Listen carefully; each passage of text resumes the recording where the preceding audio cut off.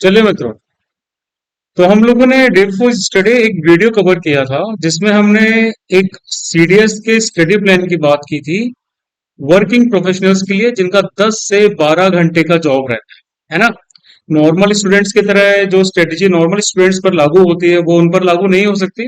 So that's why वो strategy उनके लिए थी। आप लोग वो भी वाला वीडियो जाके देख सकते हैं। फिर उसके बाद कई लोगों के मैसेजेस आए व्हाट्सएप पे, टेलीग्राम पे और इंस्टाग्राम लाइव में भी कई स्टूडेंट्स ने रिक्वेस्ट की कि सर एक फ्रेशर्स के लिए वीडियो होना चाहिए कि फ्रेशर्स किस तरह से अपनी अप्रोच रखें, कैसी उनकी स्ट्रेटेजी होनी चाहिए। तो फ्रेशर्स में मैं किन लोगों को समझ के चल रहा हूँ? फ्रेशर्स में मैं बेसिकली उन लोगों को समझ के चल रहा हूँ जिन्होंने सीडीएस अभी तक नहीं दिया है, जिन्होंने बस सीडीएस का नाम सुना है, इन्होंने जिनके दोस्त या सीनियर्स वगैरह ने सीडीएस दिया है और जो सीडीएस देना चाहते हैं। अब इन फ्रेशर्स में वो लोग भी आ सकते हैं जो भाई आपके फाइनल ईयर के स्टूडेंट्स हैं। ठीक, फाइनल ईयर के स्टूडेंट्स अगर आपकी 4 साल की 3 साल की जिसकी भी डिग्री है, अगर आप फाइनल ईयर में हैं तो फाइनल ईयर में आप सेकेंड लास्ट सेमेस्टर से क्या कर सकते हैं, आप सीडीएस दे सकते हैं। नोटिफिकेशन में देखा होगा आप लोगों ने।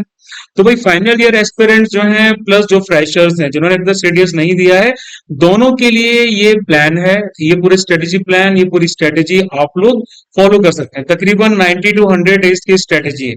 ठीक है, अगर आप इस स्ट्रेटेजी को फॉलो करेंगे तो मित्रों सीडीएस 2024 या फिर जो भी सीडीएस आप बाद में देंगे ये आराम से क्लियर हो सकता है। आपके एग्जाम्स, एनसीसी कैंप्स, रिश्ते नाते, रिलेशनशिप्स, दुनियादारी वगैरह सबको मिला जुला के। ठीक है, तो काफी प्लान काफी लोगों के लिए वर्क किया है, सब लोगों के लिए वर्क करता है ये प्लान।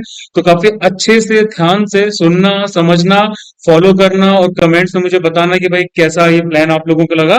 एंड या जैसा यूजुअल होता है, please do share and subscribe the channel. तो चलिए शुरू करते हैं। अब जब भी मेरे पास ना ये चीज आती है, लाइव भी पूछा जाता है, कहीं भी पूछा जाता है कि सर हाउ टू स्टार्ट, है ना। सीडीएस के लिए मैं स्टार्ट करना चाहता हूं, मैं फर्स्ट ईयर में हूँ, सेकंड ईयर में हूँ, थर्ड ईयर में हूँ। तो देखो यार, फर्स्ट ईयर और सेकंड ईयर वालों को मैं कुछ नहीं बोला। अगर आपकी 4 साल की डिग्री है, 4 साल की डिग्री है तो आप क्या कर सकते हैं, प्री फाइनल। प्री फाइनल कौन सा होता है आपका? आपका थर्ड ईयर हो जाता है। और वहीं अगर आपकी 3 साल की डिग्री है तो आपका सेकंड ईयर। तो भाई आप अपने सेकंड लास्ट सेमेस्टर से एग्जाम दे सकते हैं। पहले ये चीज आपके दिमाग में क्लियर होनी चाहिए कि एग्जाम कब से दे सकते हैं।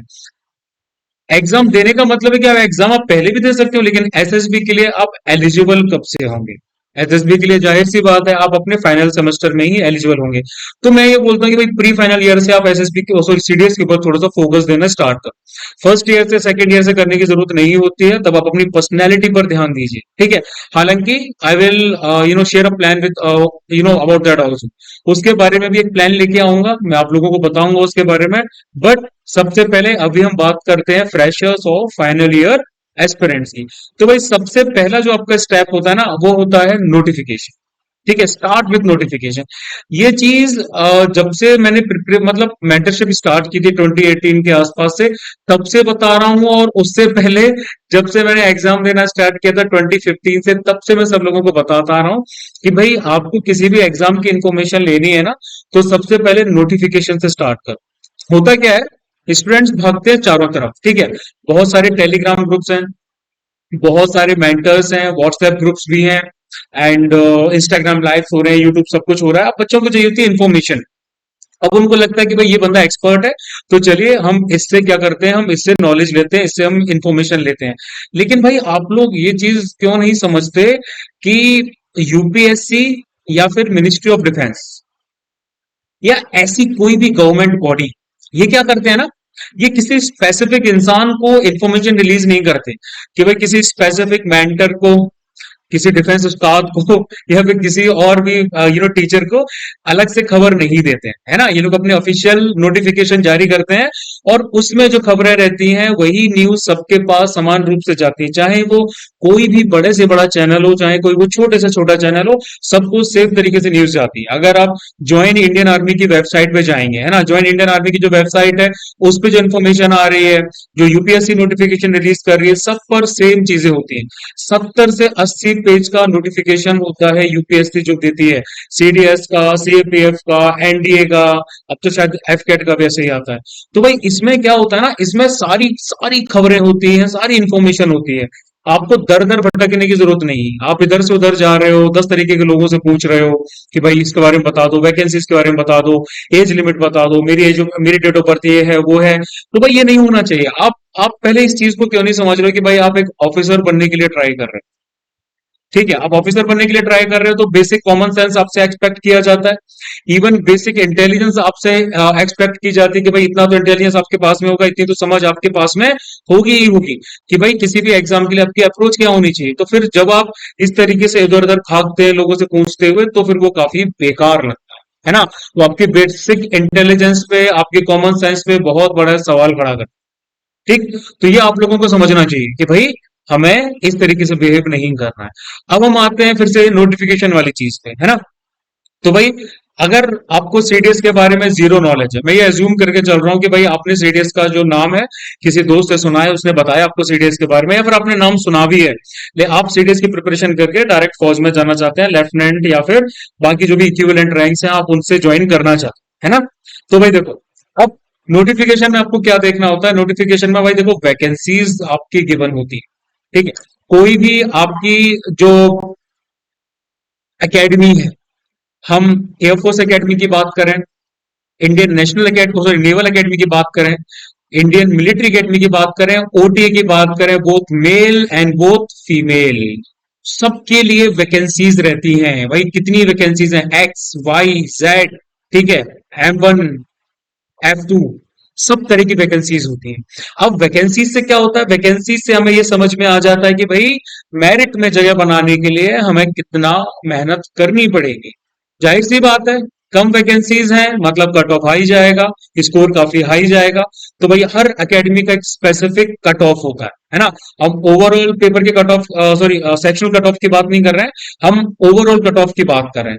तो भाई एएफए का अलग जाएगा, आईएनए का अलग जाएगा, आईएमए का अलग जाएगा, ओटीए में भी मेल्स के लिए अलग होगा और फीमेल कैंडिडेट के लिए अलग हो सकता है ना।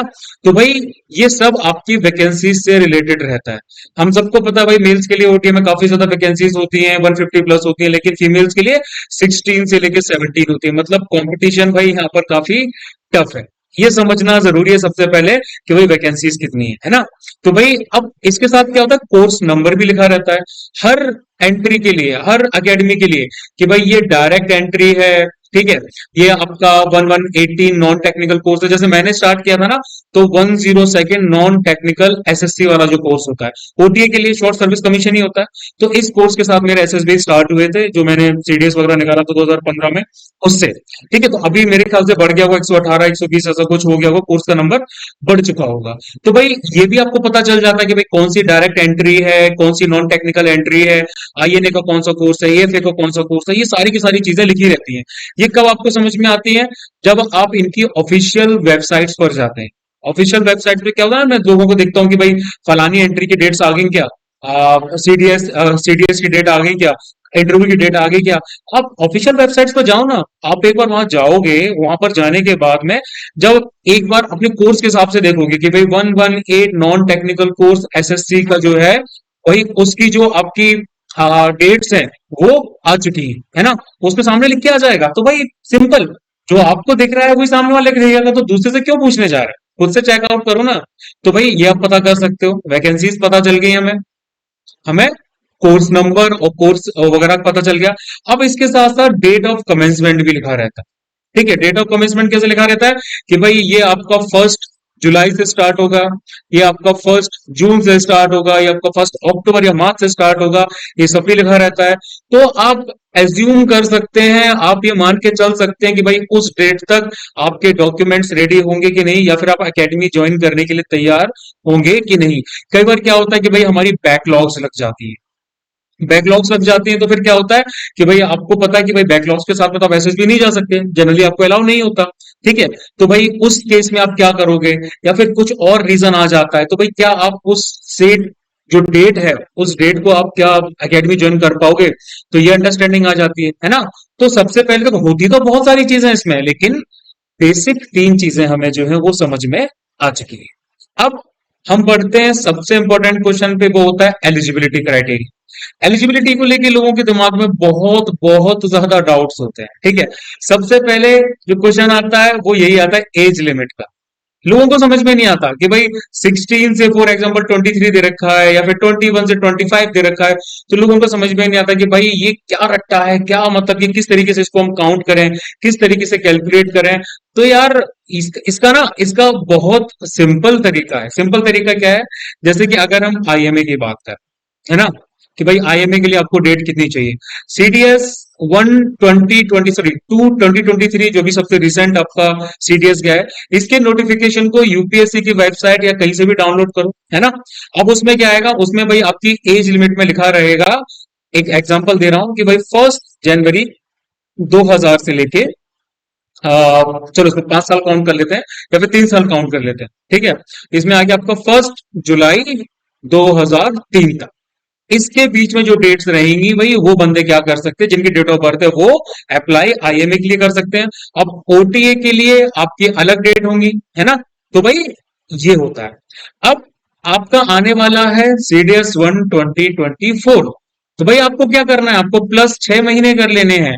ये जो 2000 था ना, ये भाई 1 जुलाई हो जाएगा, और ये आपका हो जाएगा 1 जनवरी 2004। ठीक है, समझ रहे हो ना। प्लस 6 महीने होते जाते हैं। तो इसके बेसिस पे आप कैलकुलेट कर सकते हो कि भाई आपके पास कितने अटेम्प्ट्स हैं, 6 अटेम्प्ट्स हैं, 7 अटेम्प्ट्स हैं, 8 अटेम्प्ट्स हैं, आपको पता चल जाएगा। तो इधर उधर मत भागो, किसी के पीछे मत जाओ कि भाई मेरी इतनी एज है, बताइए मेरे कितने अटेम्प्ट्स बचे हुए हैं। आप अपने अटेम्प्ट्स खुद कैलकुलेट कर सकते हो। ये सिंपल सी चीज होती है। ये इतनी बेसिक इंटेलिजेंस में और फौज आपसे एक्सपेक्ट करती है।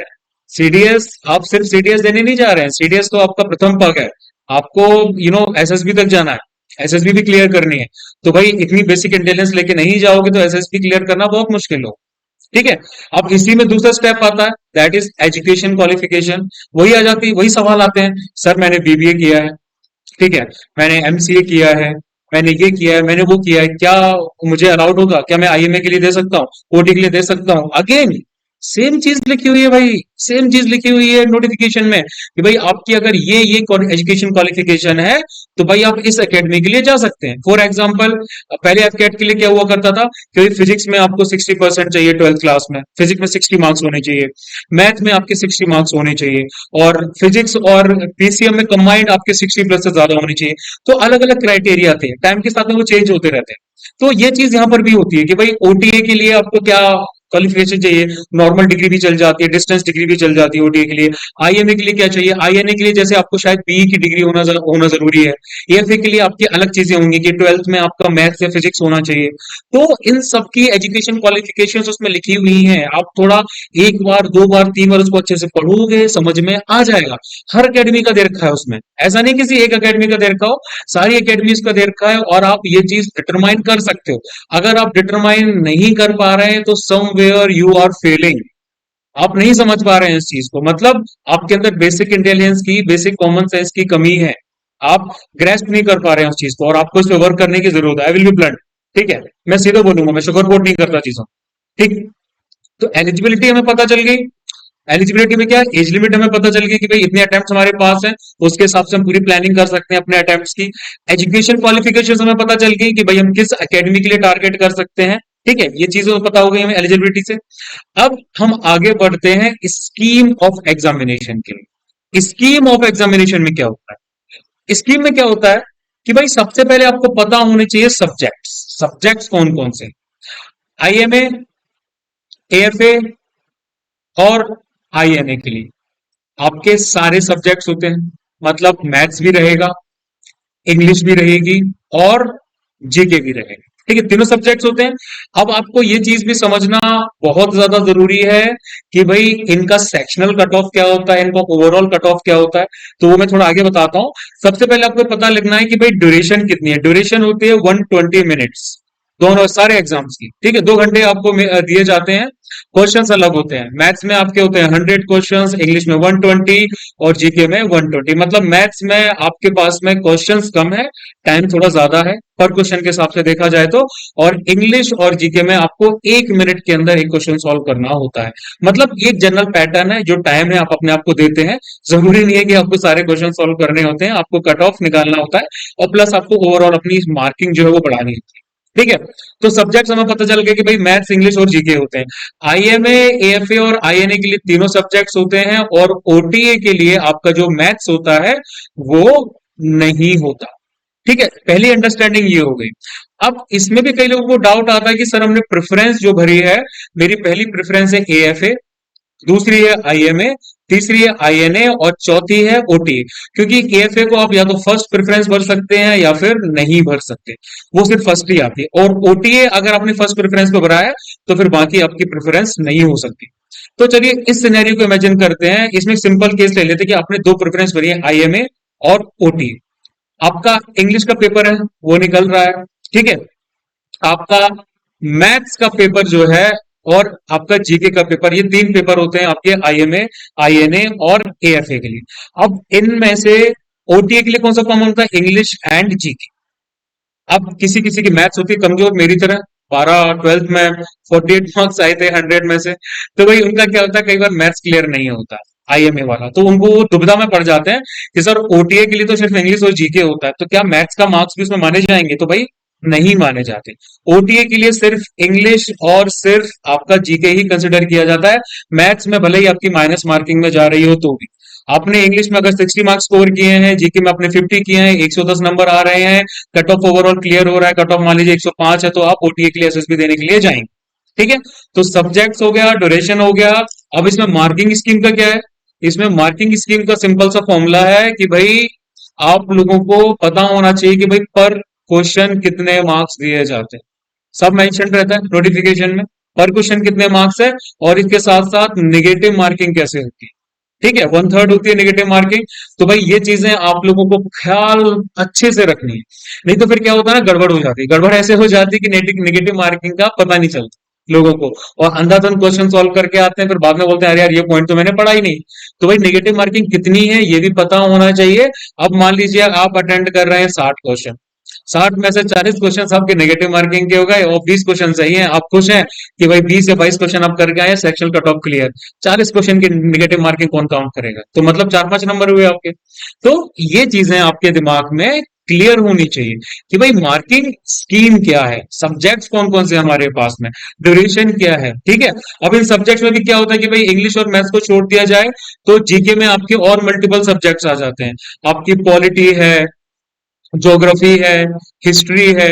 हिस्ट्री में भी 3 सब्जेक्ट्स आ गए, एशियंट, ठीक है, मेडिवल और मॉडर्न। 3 सब्जेक्ट्स यहाँ आ गए। ज्योग्राफी में बात की जाए तो भाई आपकी इंडियन ज्योग्राफी आ गई और वर्ल्ड प्लस फिजिकल ज्योग्राफी आ गई। ठीक है, क्वालिटी तो ओवरऑल चलो है ही जो। अब इसके बाद फिर हम इकोनॉमिक्स की बात करते हैं, इकोनॉमिक्स के बेसिक कंसेप्ट आ गए। और फिर आती है आपकी साइंस।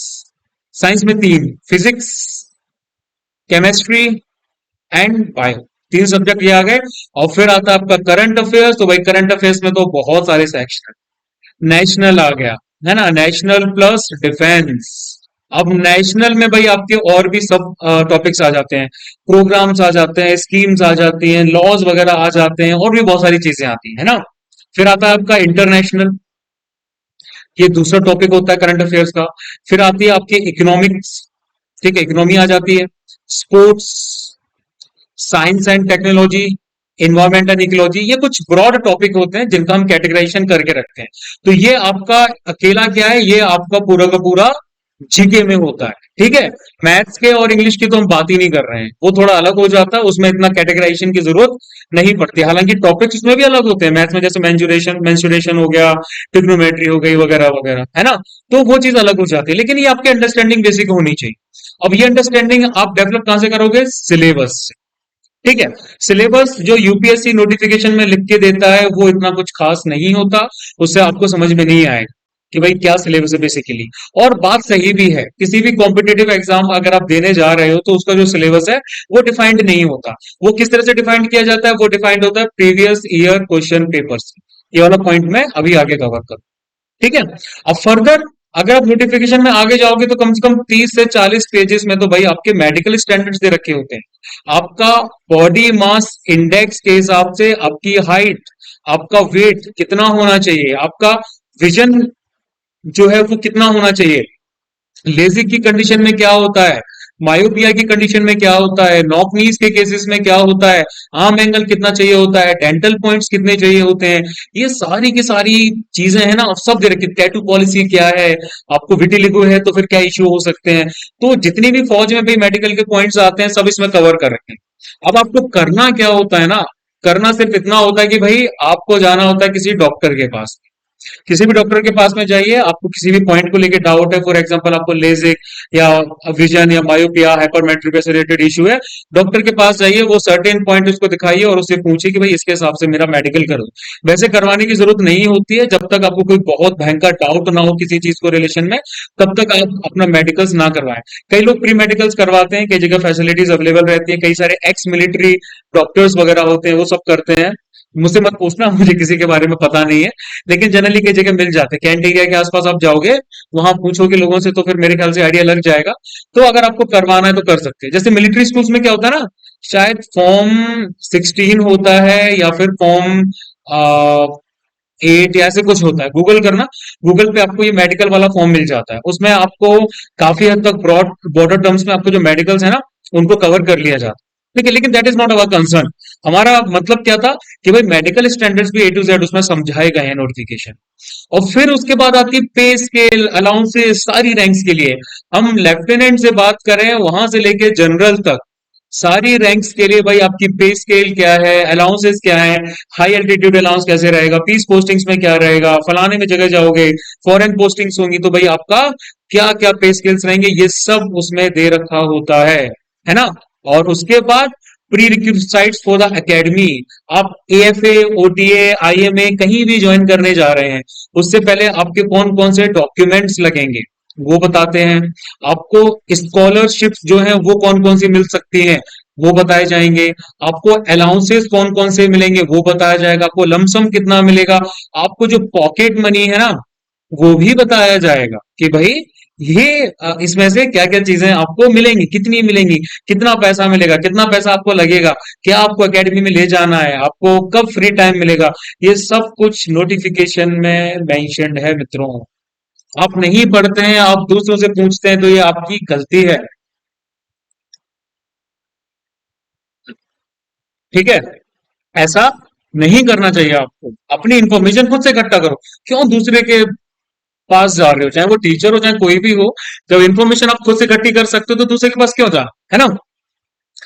चलिए, अब हम आगे बढ़ते हैं सेकंड पॉइंट पे, that is previous year question papers. भाई प्रीवियस ईयर क्वेश्चन पेपर से होता क्या। सबसे पहले हमें ये एक टर्म समझ लेना चाहिए कि प्रीवियस ईयर क्वेश्चन पेपर आपके सारे सब्जेक्ट्स के लिए वेरी करते हैं। जो जीके के लिए जितने करने हैं उतने आपको मैथ्स के लिए नहीं करने हैं, मैथ्स के लिए जितने करने हैं और उतने आपको इंग्लिश के लिए नहीं करने। इसमें दो चीजें आती हैं। पहला आता है ट्रेंड एनालिसिस। ट्रेंड एनालिसिस के लिए आपको कितने क्वेश्चन पेपर्स करने चाहिए, प्रीवियस क्वेश्चन पेपर्स करने चाहिए। और दूसरा होता है प्रैक्टिस के लिए, है ना, दोनों चीजें डिफरेंस हो जाती है। तो ट्रेंड एनालिसिस की अगर हम जीके की बात करते हैं तो जीके के लिए आप 2 साल के क्वेश्चन पेपर्स उठाइए। 2 साल मतलब 4 अटेम्प्ट। 4 अटेम्प्ट मतलब 4 क्वेश्चन पेपर आपके हाथ में आ गए। चार जब PYQPs आपके हाथ में होते हैं तो आप क्या कर सकते हैं, इनका ट्रेंड को एनालाइज कर सकते हैं। अब ट्रेंड एनालिसिस किस तरीके से होता है, जीके का मैंने अभी आपको बताया। एक एग्जांपल देता हूं मैं आपको। फॉर एग्जांपल हम पॉलिटी की बात करते हैं, है ना। CDS 1 2022 से आपने स्टार्ट किया, CDS 2 2022, CDS 1 2023 और CDS 2 2023। इन चारों के आपने क्या किया, इन चारों के अपने क्वेश्चन पेपर डाउनलोड किए यूपीएससी की वेबसाइट से, गूगल से आपको मिल जाएंगे। और आपने एनालिसिस स्टार्ट कर दिया। पहले आपने एनालिसिस स्टार्ट किया पॉलिटी का, कि पॉलिटी के कितने क्वेश्चन आ रहे हैं। फॉर एग्जाम्पल अभी थे 22, फिर हो गए 20, फिर हो गए 10 और अब हो गए 8। एक रफ आइडिया दे रहा हूं मैं आपको, आप देख सकते हो ट्रेंड्स में कितना बदलाव आया है। सिमिलर चीज हम ज्योग्राफी पे भी जाएंगे। ठीक है, पहले 15-20 आते थे, अभी हो सकता है 25-30 आ रहे हो, ये हमें देखना पड़ेगा। सेम चीज हम सारे सब्जेक्ट्स के साथ में करेंगे, है ना। अब इसमें क्या पॉइंट आता है, इसमें आपको सब्जेक्ट्स को सबसे पहले आपने क्या किया, आपने कैटेगराइज किया। आपको समझ आ जाएगा कौन कौन से सब्जेक्ट्स होते हैं। कई लोगों को आइडिया नहीं होता कि भाई कौन कौन से सब्जेक्ट्स होते हैं। तो पॉलिटी के क्वेश्चंस आपने अलग निकाले, हिस्ट्री के अलग, करंट अफेयर्स के अलग, साइंस के, फिजिक्स केमिस्ट्री बायो के अलग, सारे आपने क्वेश्चंस को कैटेगराइज किया और फिर आपने उसके बाद उनका रिसेंट जो है वेटेज चेक करना स्टार्ट कर दिया कि भाई पिछले 2 सालों के अंदर इनके ट्रेंड्स में क्या बदलाव आया है, क्या क्वेश्चंस घट रहे हैं या क्वेश्चंस बढ़ रहे हैं, और अगर क्वेश्चन सेम ही आ रहे हैं तो उनका difficulty level up and down हो रहा है कि नहीं, ये हमें करना जरूरी है। ठीक है, अगर हम ये चीजें करते हैं तो हमारा मोर देन 50% जो काम है समझ में हो जाता है। क्योंकि होता क्या है ना कि कई बच्चे भाई डायरेक्ट आपका उन्होंने लगा कि भाई हमें सीडीएस की प्रिपरेशन करनी है और वो डायरेक्ट एग्जाम में कूद पड़ते हैं कि भाई चलो हमने बड़ी बड़ी मोटी मोटी किताबें उठा ली, अब हम पढ़ना स्टार्ट करेंगे। तो भाई ये जो बड़ी बड़ी किताबें है ना, सिर्फ इनको उठाने से कुछ नहीं होगा, कितना पढ़ना है ये आपको जरूरी है। 900 पेज की कोई किताब उठा लो और कंटेंट हमें पढ़ना है सिर्फ 200 पेज का। भाई 700 पेज आप एक्स्ट्रा पढ़ रहे हो कि नहीं पढ़ रहे हो, बिना मतलब की मेहनत। एग्जाम नॉलेज के लिए पढ़ रहे हो अच्छी बात है, लेकिन एग्जाम के लिए टोटली फ्यूटाइल है, एग्जाम के लिए आपकी मेहनत बेकार जा रहा है ना। तो यहीं पर आता है आपका स्वॉट एनालिसिस। स्वॉट क्या होता है? स्ट्रेंथ, है ना, वीकनेस, अपॉर्चुनिटीज और थ्रेट्स। अब इसको किस तरह से डील करना है ये मैं आपको बताता हूं, ये बहुत इंपॉर्टेंट पॉइंट है ना, इसको अच्छे से समझना। तो भाई देखो स्वॉट एनालिसिस में क्या होता है ना, ये सबसे पहले आपने क्या देखा, सबसे पहले आपने देखा आपकी स्ट्रेंथ किस सब्जेक्ट में है ना। आपकी स्ट्रेंथ है किसमें? आपकी स्ट्रेंथ है साइंस में। बढ़िया, अच्छी बात है। साइंस में आते हैं 30 क्वेश्चन, आपको साइंस अच्छा लगता है और साइंस में 30 क्वेश्चन भी आते हैं तो मतलब अच्छा खासा मार्जिन है। आप अगर साइंस के एक्यूरेसी अच्छी डेवलप करते हैं तो आप कम से कम 25 क्वेश्चन तो सही कर ही सकते हैं, मतलब अच्छी खासी मार्किंग है। तो ये हुई आपकी स्ट्रेंथ। ठीक है कि भाई क्वेश्चन भी आ रहे हैं और आप भी स्ट्रांग हो उस मामले में। अब उसके बाद आती है आपकी वीकनेस। वीकनेस क्या? ज्योग्राफी। फॉर एग्जाम्पल क्वेश्चन कितने आ रहे हैं? फॉर एग्जाम्पल 20 क्वेश्चन आ रहे हैं। क्वेश्चन तो ज्यादा आ रहे हैं लेकिन आपको इस सब्जेक्ट के बारे में ज्यादा कुछ नहीं पता, ना आपको इंटरेस्ट आता है और आपको मजा नहीं आता, तो ये आपकी वीकनेस। अब हमें करना क्या है, हमें अपनी वीकनेस को अपनी स्ट्रेंथ में बदलना। ठीक है, ये जो 20 क्वेश्चन आ रहे हैं, 20 क्वेश्चन बहुत होते हैं, 20 क्वेश्चन को आप इग्नोर नहीं कर सकते, आप स्किप नहीं कर सकते। तो भाई हमें क्या करना है, हमें इसे वीकनेस को अपनी स्ट्रेंथ में कन्वर्ट करना है। हमें कुछ ना कुछ जुगाड़ लगानी है, हमें पढ़ना है, सिंपल सी बात है, और हमें इस सब्जेक्ट को स्ट्रॉन्ग करना है। ठीक है, तो स्ट्रेंथ है, अच्छी बात है, वीकनेस को स्ट्रेंथ में बदलना है। अब आता है अपॉर्चुनिटीज। अपॉर्चुनिटी में क्या आता है? For example current affairs, question कितने आ रहे हैं? 25 से लेके 30। आपका इंटरेस्ट भी है इस फील्ड में, करंट अफेयर्स में, आपकी नॉलेज भी अच्छी है और आप अच्छे खासे नंबर भी इसमें स्कोर कर सकते हो। तो मतलब यहां पर क्वेश्चंस भी ज्यादा आ रहे हैं और आपको आता भी है। तो ये एक तरह से आपकी अपॉर्चुनिटीज वाली आ जाती है ना, कि भाई हमने करंट अफेयर्स पिक किया, हमने साइंस पिक किया, हमने ज्योग्राफी पिक किया, तो हम तीनों में क्वेश्चन मिला के आ रहे हैं 60 to 70। अगर हम इन तीनों को अच्छे से टैकल कर लें तो फिर भाई हम कट ऑफ आराम से निकाल सकते हैं। ठीक है, लेकिन मैं ये नहीं बोला कि आपको इस पर रिलाई करके जाना है, क्योंकि यूपीएससी कभी भी खेल कर देती है। कैसे खेल कर देती है? क्वालिटी के पहले कितने क्वेश्चन आते थे भाई आपके 20 से लेके 22। लेकिन अब कितने आ रहे हैं? अभी आजकल अभी आ रहे हैं भाई 8-10। तो भाई ट्रेंड्स कभी भी बदल सकते हैं। आप सिर्फ 60-70 पे डिपेंड होके जाओगे तो हो सकता है ये क्वेश्चंस आपके 46 या 45 में कन्वर्ट हो जाएं। हम सोच के जा रहे हैं करंट अफेयर से 25-30 आएंगे, क्वेश्चन आ रहे हैं 15। साइंस से मान लीजिए 30 क्वेश्चन आ रहे हैं, क्वेश्चन आ रहे हैं 20। ज्योग्राफी से 20 क्वेश्चन सोच के चले 10 आ रहे हैं, कितने हुए? 40-45, है ना, कभी भी बदल सकता है। तो भाई एकदम ट्रेंड्स के हिसाब से मैनेज करके चलो, लेकिन सिर्फ उस पर रिलाई करके मत चलो। अब सबसे लास्ट में आता है थ्रेड्स। थ्रेड्स मतलब ऐसे सब्जेक्ट जिसमें क्वेश्चन के नंबर भी हाई आ रहे हैं और आपको आपकी उसमें वीकनेस भी है, तो ये आपके लिए थ्रेट है कि भाई क्वेश्चन भी ज्यादा हैं, हम उनको सॉल्व भी नहीं कर पा रहे हैं। तो आपको अपना शॉर्ट एनालिसिस करना पड़ेगा और आपको सब्जेक्ट को उसके हिसाब से ही कैटेगराइज करना पड़ेगा, उनको वेटेज चेक करना पड़ेगा, और भाई आप सारी थ्रेट्स को एलिमिनेट कीजिए, अपॉर्चुनिटीज को ग्रैब कीजिए, वीकनेस को स्ट्रेंथ में कन्वर्ट कीजिए। ठीक है, ये आपको करना है प्रीवियस ईयर क्वेश्चन पेपर्स के द्वारा। अब प्रीवियस ईयर क्वेश्चन पेपर मैंने आपको बता दिए कितने, 2 साल के लेने हैं, 4 मतलब क्वेश्चन पेपर्स हो जाते हैं, उससे ज्यादा आपको नहीं लेने, है ना, उससे ज्यादा नहीं लेने। क्या होता है ना कि जीके में जो ट्रेंड्स होते हैं ना, जीके में आपके ट्रेंड्स फिक्स नहीं होते। अगर आप ये सोच के चल रहे हैं कि जीके में ट्रेंड्स फिक्स होते हैं, फिक्स नहीं होते। 2 साल से ज्यादा आपको नहीं करने। कई लोग क्या बोलते हैं ना, 5-10 साल के कर रहे हैं। भाई गलत कर रहे हो, टाइम वेस्ट कर रहे हो, नहीं करना है ना। आपको सिर्फ 2 से 3, मैक्सिमम आप 4 क्या बोलते हैं अटेम्प्ट के लीजिए, उससे ज्यादा मत लीजिए। फिर आते हैं इंग्लिश पे। इंग्लिश में क्या होता है ना, कंपोनेंट्स काफी हद तक फिक्स होते हैं। आपके कॉम्प्रिहेंशन आ रहे हैं, ठीक है, नहीं बदल रहे। आपके एंटोनिम्स आ रहे हैं, सिनोनिम्स आ रहे हैं, फिल इन द ब्लैंक्स आ रहे हैं, ठीक है। ऐसी बहुत सारी चीजें आती हैं। कुछ कुछ टॉपिक्स इसमें बदलते रहते हैं, जैसे कि होमोनिम्स। होमोनिम्स यूपीएससी ने इंट्रोड्यूस किए, 1-2 बार चलाए, फिर भाई बंद कर दिए, है ना।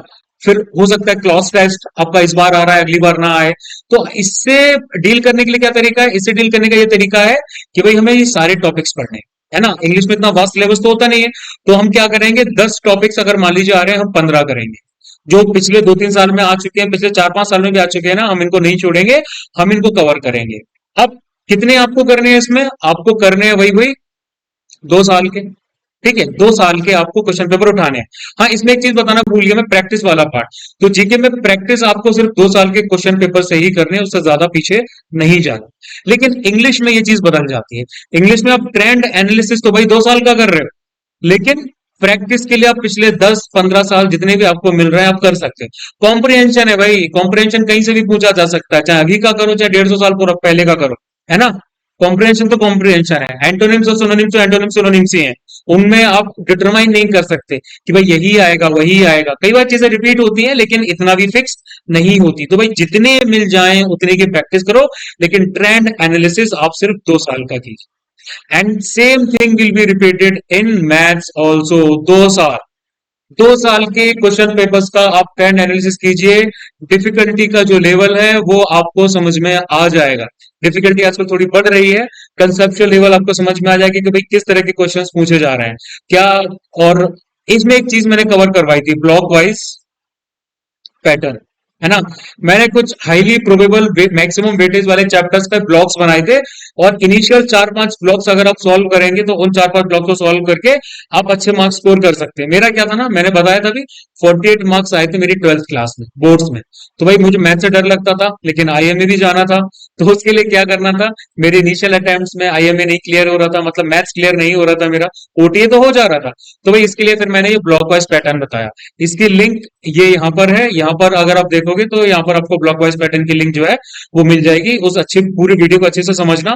कोई भी डाउट आए तो आप लोग मुझसे कमेंट में पूछ सकते हैं, ठीक है। तो इसमें भी आपको 2 साल का ट्रेंड एनालिसिस करना है, और प्रैक्टिस मैथ में आप जितनी ज्यादा कर सकते हैं करिए, ठीक है, बहुत ज्यादा जरूरी है। अब सिलेक्टिव स्टडी मटेरियल, इसके लिए भी एक वीडियो आएगा, इसी हफ्ते आ जाएगा या फिर नेक्स्ट वीक आ सकता है। उसमें मैं डिटेल्ड तरीके से बताऊंगा। अभी मैं आपको थोड़ा सा एक ब्रीफ ब्रॉड आइडिया दे देता हूं कि भाई स्टडी मटेरियल आपको कैसा होना चाहिए। अब जैसा मैंने थोड़ी देर पहले आपको बताया था कि भाई होता क्या है ना, कि जब हम नए नए एग्जाम में किसी प्रिपरेशन करते हैं तो हम किसी भी टॉपर की बात सुन लेते हैं। एक ऐसे टॉपर की बात सुन लेते हैं जो भाई 2-4 साल से आपके सिविल सर्विसेज की प्रिपरेशन कर रहा हो, है ना। वो आपको बड़ी हैवी हैवी बुक्स बता देगा कि भाई ये वाली किताब उठा लो, वो वाली किताब उठा लो, ये कर लो, वो कर लो। हमने नाम सुना और हम वो बुक्स खरीद के ले आते हैं और उनको पूरा पढ़ने लगते हैं। भाई जो सिविल सर्विसेज की प्रिपरेशन कर रहा है उसका एक लेवल अप होगा, ऑटोमेटिकली अप होगा, है ना, सीडीएस के कंपैरिजन में देखा जाए तो भाई उसके लिए वो चीज इजी है। लेकिन हमें नहीं पता, हम वो पूरी किताब पढ़ना चाहते हैं। जैसे इनिशियली बच्चों को क्या था, ये वाली एडवाइस मिलती थी कि भाई लक्ष्मीकांत जो है ना वो आप पूरी कीजिए। लक्ष्मीकांत सीडीएस के लिए आपको पूरा नहीं करना होता। अगर उसमें 80 चैप्टर्स है तो आपके मतलब के कितने हैं, इसमें आपके मतलब के हो जाते हैं 30 चैप्टर्स। एक रफ आइडिया दे रहा हूं मैं आपको, आपको पूरा नहीं करना होता। अब इन 30 चैप्टर्स में भी क्या है, फॉर एग्जाम्पल अगर हम एक स्पेसिफिक चैप्टर की बात कर रहे हैं, उस चैप्टर में अगर 50 पेज हैं, तो इस 50 पेज में से आपके मतलब का कंटेंट कितना है, हो सकता है 20 पेज का कंटेंट जो है वो आपके मतलब का हो, आप 30 पेजेस एक्स्ट्रा पढ़ रहे हैं। तो इस तरीके से स्टडी मटेरियल आपको बहुत सिलेक्टिव पढ़ना होता है। जरूरत से ज्यादा हैवी स्टडी मटेरियल उठा लेंगे, बहुत बहुत मुश्किलें आएंगी, सिलेबस टाइम पे कंप्लीट नहीं हो पाएगा, सिर्फ एक ही सब्जेक्ट में उलझे रहेंगे, है ना। अब आपके साइंस में आ रहे हैं 30 क्वेश्चन, लेकिन और पॉलिटी में आ रहा है 8, लेकिन पॉलिटी को आप ज्यादा टाइम दे रहे हो, साइंस को कम टाइम दे रहे हो। देखो सारे सब्जेक्ट्स आपके इक्वल होने चाहिए, लेकिन some are more equal than others. First among equals वाला कंसेप्ट आपने मेरे ख्याल से पढ़ा होगा, है ना। जैसे प्राइम मिनिस्टर है ना, प्राइम मिनिस्टर को क्या कहा जाता है, फर्स्ट अमंग इक्वल्स। सब लोग बराबर हैं लेकिन ये थोड़े ज्यादा बराबर, ठीक है। तो ये चीज हमें समझ में आनी चाहिए। तो पॉलिटी के लिए हमें क्या उठाना है? पॉलिटी के लिए लक्ष्मीकांत उठाइए 7th एडिशन। इसका 6th एडिशन का हाईलाइटेड वर्जन मैंने टेलीग्राम ग्रुप में शेयर कर रखा है, आप वहां पे अवेल कर सकते हैं। 7th एडिशन में कुछ चैप्टर्स का एडिशन हुआ है, तो इट इज नेसेसरी कि 7th एडिशन को आप लोग रेफर करें। फिर आती है ज्योग्राफी। अब ज्योग्राफी के लिए सबसे अच्छा सोर्स है एनसीईआरटी। कहां से कहां तक? क्लास 8 से लेकर 10 तक पहली साइकिल में करना है, फिर इन्हीं चैप्टर्स को क्लास 11th और 12th में दोबारा से रिपीट करके पढ़ना है, थोड़ी इन डेप्थ नॉलेज। अब आपको लगता है कि भाई आपको और पढ़ना है, तो भाई ज्योग्राफी ऑफ इंडिया एक बुक है, और दूसरी बुक आती है इंडिया एंड वर्ल्ड ज्योग्राफी। किसकी लिखी हुई किताबें हैं? ये है माजिद हुसैन की द्वारा लिखी हुई किताब। ठीक है। इसको अगर आप पढ़ोगे तो आपको समझ में आएगा कि आप एनसीईआरटी का एक इन डेप्थ वाला वर्जन पढ़ रहे हो। तो भाई माजिद हुसैन की जो किताबें हैं इनको उठा सकते हैं आप। और फिर आती है इकोनॉमिक्स, तो उसके लिए आती है रमेश सिंह। अब लेकिन ये जो बुक है ना, ये काफी एग्जॉस्टिव है। आपके लिए मैं ये फ्रेशर्स के लिए मैं ना ये सजेस्ट नहीं करूंगा। आप ये बुक उठाएंगे, आप खो जाएंगे, आपको कम समझ में नहीं आएंगे, क्योंकि ये सिविल सर्विसेज वाला यूज करते हैं। तो आपके लिए एक सिंपल सा सॉल्यूशन बताता हूँ। सिंपल सा सॉल्यूशन ये है कि गूगल कीजिए, किसी भी सिविल सर्विसेज की प्रिपरेशन वाली वेबसाइट्स पे जाइए, उनके नोट्स को सर्च कीजिए, उनके इकोनॉमिक्स के नोट्स को सर्च कीजिए, उनके हिस्ट्री के नोट्स को सर्च कीजिए। आपको अच्छे खासे नोट्स मिल जाएंगे। इकोनॉमिक तो हिस्ट्री के लिए बता रहा हूँ, ठीक है। क्योंकि हिस्ट्री के लिए भी हम तमिलनाडु बोर्ड की क्लास 11th एंड 12th की बुक्स को रेफर करते हैं, एनसीईआरटी को रेफर करते हैं, और सबसे बढ़िया तरीका रहता है इन नोट्स को रेफर करना। बहुत सारी वेबसाइट्स हैं, आई वोंट नेम एनीवन, क्योंकि सबके कंटेंट तकरीबन सेम ही होते हैं, कुछ खास अंतर नहीं होता है, किसी के भी उठा लीजिए आप, और इन नोट्स के थ्रू आप इकोनॉमिक्स और हिस्ट्री को कवर कर सकते हैं। फिर आती है साइंस। तो भाई साइंस के लिए सिंपल सी चीज है एनसीईआरटी। क्लास 7 से लेके आप क्लास 10 तक कीजिए। क्लास 11th का भी थोड़ा बहुत आ जाता है, ज्यादा नहीं आता है, क्योंकि यूपीएससी जानती है कि भाई इस एग्जाम को देने वालों में से आपके कॉमर्स वाले बंदे भी हैं, आपके आर्ट्स वाले बंदे भी हैं, दूसरे लोग भी हैं, तो सबके लिए लेवल मेंटेन करना पड़ता है ना। साइंस वालों को भाई जहां पर आपकी हिस्ट्री ज्योग्राफी ये सब डिफिकल्ट लगती है, तो वैसे कॉमर्स और आर्ट्स वालों को आपकी साइंस डिफिकल्ट लगती है। तो ये बैलेंस भी बना के रखा जाता है। और फिर करंट अफेयर्स। तो करंट अफेयर्स के लिए एक बहुत बढ़िया सोर्स है, जिसको आप सुन रहे हैं करंट, जिसका नाम है डॉक्टर फ्रेंस उस्ताद, यानी कि मैं। हमारी मंथली करंट अफेयर्स की मैगजीन्स आती हैं, ठीक है। तो वो शेयर होती रहती है टेलीग्राम ग्रुप में, आप वहां जाके अवेल कर सकते हैं सारी कैटेगरीज के हिसाब से। करंट अफेयर्स बहुत ही एक्सॉस्टिव, बहुत ही कॉम्प्रिहेंसिव वे में उनको कवर किया जाता है। वन लाइनर्स कवर नहीं किए जाते, क्योंकि उनका कोई सेंस नहीं बनता। सीडीएस के पर्सपेक्टिव से, एनडी के पर्सपेक्टिव से करंट अफेयर्स कवर किए जाते हैं। और दूसरा सोर्स मैं आपको बताता हूँ, विजन आईएएस, जिसको मैं पर्सनली रेफर करता हूँ। विजन आईएएस की मंथली मैगजीन्स आती हैं, आप इनको भी रेफर कर सकते हैं। इनमें भी कैटेगरी वाइज में आपके बहुत अच्छे अच्छे आर्टिकल्स, अच्छे अच्छे करंट अफेयर्स कवर किए होते हैं, ठीक है। अब इंग्लिश और मैथ्स की बात करते हैं, तो भाई इंग्लिश में क्या आ जाता है आपका? इंग्लिश में आप उठाइए नीतू सिंह। नीतू सिंह की बुक है मैम की, plinth to paramount, volume 1 and volume 2। Bilingual भी है, मतलब हिंदी और इंग्लिश मिक्स भी है, तो आप इसको रेफर कर सकते हैं, ठीक है। अगर आपको थोड़ा एडवांस वर्जन में जाना है, तो आप एसपी बख्शी भी उठा सकते हैं, और इसके साथ प्रीवियस क्वेश्चन पेपर तो करने ही नहीं, ठीक है। और मैथ्स के लिए क्योंकि 10th क्लास तक के लेवल का आता है, लेकिन डिफिकल्टी बढ़ चुकी है, तो आरएस अग्रवाल की जो आपकी सीडीएस की वाली बुक आती है उसको कर सकते हैं। थोड़ा सा और इंटेंस प्रैक्टिस करनी है, तो भाई आरडी शर्मा भी उठा लो। ये दो sources plus previous year question papers आपके हैं, ये आपके मोर देन सफिशिएंट है सीडीएस के लिए।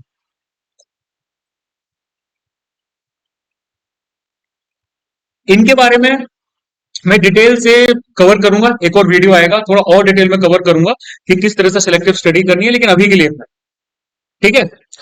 अब हम आगे बढ़ते हैं भाई अपनी तीसरी स्टेज की तरफ, कि टाइम। टाइम कितना है हमारे पास, हमने खुद को कितना टाइम दिया है। अब मैंने ये जो चीज बनाई है, ये मैंने 90 से 100 दिन के हिसाब से बनाई, कि भाई 90 to 100 डेज आपके पास में है, इसको लेके आप कर सकते हैं, ठीक है। और ये 90 to 100 डेज किसके लिए? ये आपके एवरेज कैंडिडेट्स के लिए हैं।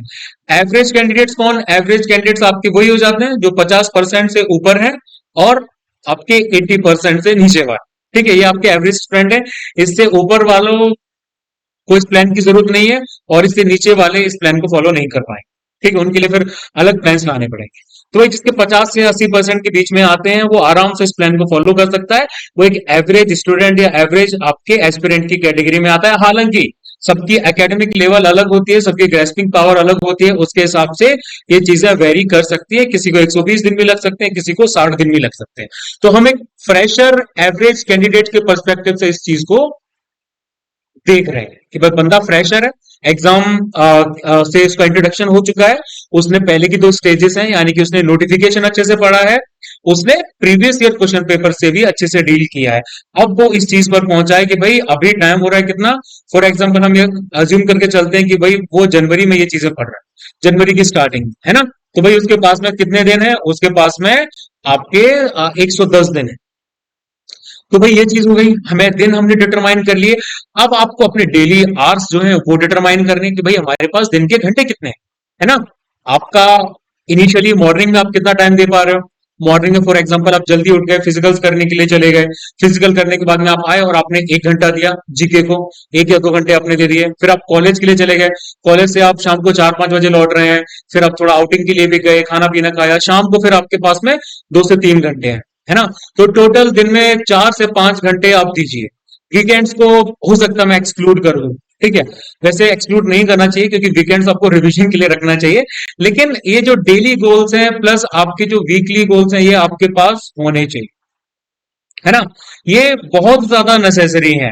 अब होता क्या ना, कि मैंने आपको पिछले वीडियो में भी बताया था कि कई बार क्या होता है कि भाई बहुत सारी चीजें होती हैं, बहुत सारे काम आ जाते हैं हमारे पास, तो उनकी वजह से हमें ये जो गोल्स हैं शिफ्ट करने पड़ते हैं। हो सकता है हमारा कोई एग्जाम चल रहा हो, कोई एनसीसी कैंप चल रहा हो, कुछ और इश्यू आ रखे हो, तो उसकी वजह से इन गोल्स में हमें क्या करनी पड़ती है, इन गोल्स में हमें शिफ्टिंग करनी पड़ती है, ठीक है। तो भाई उसके हिसाब से फिर हम प्लानिंग कर सकते हैं, उसके हिसाब से हम इम्प्रोवाइजेशन कर सकते हैं कि भाई इस वीक में क्या है कि इस वीक में मैं टोटल अगर मान लीजिए मैं दिन के हिसाब से 25 से 30 घंटे दे रहा था, लेकिन कुछ काम धाम आ गया तो अब मैं क्या करूंगा, सिर्फ 20 घंटे दे पाऊंगा। तो आपको वो इम्प्रोवाइज करना पड़ेगा, आपको गोल्स रखने पड़ेंगे। जैसे मैं प्रिपरेशन कर रहा था ना, तो मैं अपने आप को टाइम देता था कि भाई अगर मेरे पास 40 दिन है, 50 दिन है, तो मुझे 10 दिन के अंदर ये कंप्लीट पॉलिटी कवर करनी है, ये खत्म करने के बाद मुझे ज्योग्राफी कंप्लीट करनी है, फिर 10 दिन मुझे रिवीजन के लिए भी रखने हैं, क्वेश्चन सॉल्विंग के लिए भी रखने हैं। तो ये सारे एस्पेक्ट्स में क्या करता था, एक कवर करके चलता था। एक सर्टेन अलग से वीडियो लेके आऊंगा खासकर रिवीजन के लिए, वो थोड़ा एग्जाम के टाइम लेके आऊंगा, एग्जाम से थोड़ा पहले के लिए। तो ये चीजें आप टाइम के लिए डिटरमाइन कर सकते हैं कि भाई टाइम आपके पास में कितना है, ठीक है। आप टाइम अपने हिसाब से रखिए, जरूरी नहीं कि आपको 5 घंटे कवर करनी है। अगर आप 3 घंटे में अपना कवर कर पा रहे हो तो 3 घंटे दो, अगर आप 5 में नहीं कर पा रहे हो, 6 में कवर कर पा रहे हो तो 6 घंटे दो। तो ये आपको कोई मेंटर नहीं बता सकता, कोई टीचर नहीं बता सकता, ये खुद की चीज होती है ना। ये हमें खुद से देखनी पड़ती है। कई लोग ये सोचते हैं कि भाई कोई मेंटर आके हमें बता देगा, कोई टीचर हमें आके बता देगा, नहीं भाई। वो आपको एक ब्रीफ आइडिया दे सकता है, वो आपको एक चीजें हमें बता सकता है, लेकिन एग्जैक्टली आपके रूटीन के हिसाब से, आपकी एकेडमिक्स के हिसाब से आप ही डिटरमाइन कर सकते, ठीक है। अब आते हैं एक बड़ी चीज पे कि भाई चैलेंजेस और ऑब्स्टिकल्स जो आते हैं उनके साथ में कैसे डील किया जाए। तो चैलेंजेस और ऑब्स्टिकल्स की बात अगर हम करते हैं ना, तो मिडिल क्लास सिनेरियो, जो कैंडिडेट का सिनेरियो होता है, उसकी बात किए बिना ये चीज आपकी अधूरी होती है। क्यों? क्योंकि मिडिल क्लास जो कैंडिडेट्स होते हैं ना, उनके पास होती हैं बहुत सारी रिस्पॉन्सिबिलिटीज, ठीक है, बहुत भाई जिम्मेदारियां होती है उनके पास। अभी कुछ दिन पहले क्या था ना, कि मैं एक वीडियो देख रहा था इंस्टाग्राम पे ऐसे यू नो स्क्रॉल करते हुए, तो एक एनडीए के एजुकेटर थे, वो सर्टेन वो कह रहे थे कि भाई अपने घर पे आप बोल दो, 3 महीने के लिए, 4 महीने के लिए अपनी मम्मी से, पापा से बोल दो, अपने पेरेंट्स से बोल दो कि भाई अब कुछ काम नहीं करेंगे, ठीक है, आप सिर्फ पढ़ाई करेंगे, सिर्फ और सिर्फ आप प्रिपरेशन करेंगे। तो मेरे ख्याल से I don't agree with that, ठीक है। मैं इस चीज के साथ में एग्री नहीं करता। क्यों नहीं करता? क्योंकि एनडीए या फिर सीडीएस कोई भी एग्जाम है, ये आपका पहला स्टेप होता है। किस चीज के लिए? एसएसबी के लिए। जब हम सीडीएस या एनडीए की बात करते हैं ना, तो वो एसएसबी का अगर अपने पर्सपेक्टिव में नहीं रखा है तो वो चीज अधूरी है, इनकम्प्लीट है। क्योंकि सिर्फ सीडीएस या एनडीए निकाल के तो कुछ नहीं कर सकते ना, आपको एसएसबी भी देना है। तो भाई एक मिडिल क्लास जो कैंडिडेट होता है, उसको क्या करना होता है, उसको भाई चीजों को फेस करना, आपको भागना नहीं होता। आप ये नहीं बोल सकते भाई अपने मदर से या फादर से कि मैं आपको हॉस्पिटल लेके नहीं जाऊंगा, है ना, मैं आटा पिसवाने नहीं जाऊंगा, मैं सब्जी लेने नहीं जाऊंगा। अगर आप घर में अकेले हैं या आप बड़े बेटे हैं, तो भाई आपकी रिस्पॉन्सिबिलिटी बढ़ जाती है, आपको रेलवे स्टेशन पे बुआ जी को लेने भी जाना पड़ेगा, है ना। आपको गांव देहात में जो आपके फंक्शंस हैं, आपको वो फंक्शंस, कई बार आपके पिताजी की तबीयत खराब होगी तो आपको वो अटेंड करने भी जाना पड़ेगा, आपको क्या बोलते हैं सब्जियां भी लेने जाना है, आपको मेडिकल के इश्यूज आ रहे हैं घर में, वो भी आपको देखने हैं, आपको छोटे भाई बहनों के स्कूल भी जाना पड़ेगा। हो सकता है आपको और भी बहुत सारी चीजें करनी पड़े। अगर बगल में माता का पंडाल लगा हुआ है तो उस पंडाल में आपको कंट्रीब्यूट भी करना पड़ेगा। एक मिडिल क्लास कैंडिडेट होने के नाते आपको ये सब करना पड़ेगा, जो सारी चीजें आपकी पर्सनैलिटी पे निखार लेके आती हैं। मेरे कहने का ये मतलब है कि भाई दौड़ना, सॉरी भागना नहीं है, ठीक है, स्किप नहीं करना, चीजों को एस्केप नहीं करना, उनसे फेस करना है, उनको उनसे डील करना है। आप भागोगे थोड़ी यार। फौज है, फौज आपको क्या सिखाती है? चीजों से भागना थोड़ी सिखाती है कि भाई नहीं क्या बोलते हैं, आतंकवादी को बोल दिया जाए या फिर दुश्मन को बोल दिया जाए कि भाई नहीं, अभी तो हम लोगों की प्रैक्टिस ही नहीं हुई है, अभी तो हम लोग एनकाउंटर में पार्टिसिपेट नहीं कर सकते। ठीक है, you have to be always ready यार। आपको सारे सिनेरियोज के लिए रेडी रहना पड़ेगा। ठीक है, ये आपका एक वॉर है, आप एक लड़ाई लड़ रहे हो, जो आपकी, इसमें आपकी मल्टीपल बैटल्स हैं। ठीक है, वॉर आपका बड़ा होता है, बैटल्स उसमें छोटी छोटी होती है, और ये बैटल्स भी ना आपके मल्टीपल फ्रंट्स पे लड़ी जा रही हैं। कौन कौन से फ्रंट्स हैं? ये सारे आपके फ्रंट्स हैं। ठीक है, इन सारे फ्रंट्स के साथ में आपको डील करना है। ठीक है, और फर्दर फ्रंट्स आ जाते हैं आपके ये एनसीसी कैंप्स, मेडिकल इश्यूज जो आपके आ रहे हैं, relationship problems, college placement, exam, SSB वगैरह वगैरह, ये सब चीजें आ जाती हैं, है ना। तो भाई फौज आपको भागना नहीं सिखाती, फौज नहीं बोलती कि भाई आप भागिए। अगर आप भाग रहे हैं मतलब आपके अंदर वो लीडरशिप पोटेंशियल नहीं है, आपके अंदर वो डिसीजन मेकिंग नहीं है, आपके अंदर वो क्वालिटीज नहीं है कि भाई आप लीड कर सकें लोगों को। क्यों? क्योंकि आपने भागना सीखा है। ठीक है, तो भाई मैं अपने फायदे के लिए या फिर इस चीज के लिए कि भाई मेरा रिकॉर्ड अच्छा रहा, मैं आपको नहीं बोलूंगा कि भाई सिर्फ सीडीएस पे फोकस करो, क्योंकि without SSB in mind, SSB अगर दिमाग में नहीं है तो सीडीएस क्लियर कितनी बार भी कर लो कोई फर्क नहीं पड़ता, कोई फायदा नहीं होता। एसएसबी आपका एंड रिजल्ट है, सीडीएस तो आपकी जस्ट बिगिनिंग है ना। तो भाई इसमें मैंने आपको बताया आपके मल्टीपल फ्रंट्स आते हैं। एनसीसी कैंप है आपके पास में, एनसीसी कैंप में भी आपको जाना है, वो भी जरूरी है सी सर्टिफिकेट के लिए। आपकी एक्स्ट्रा एंट्रीज बढ़ जाती हैं।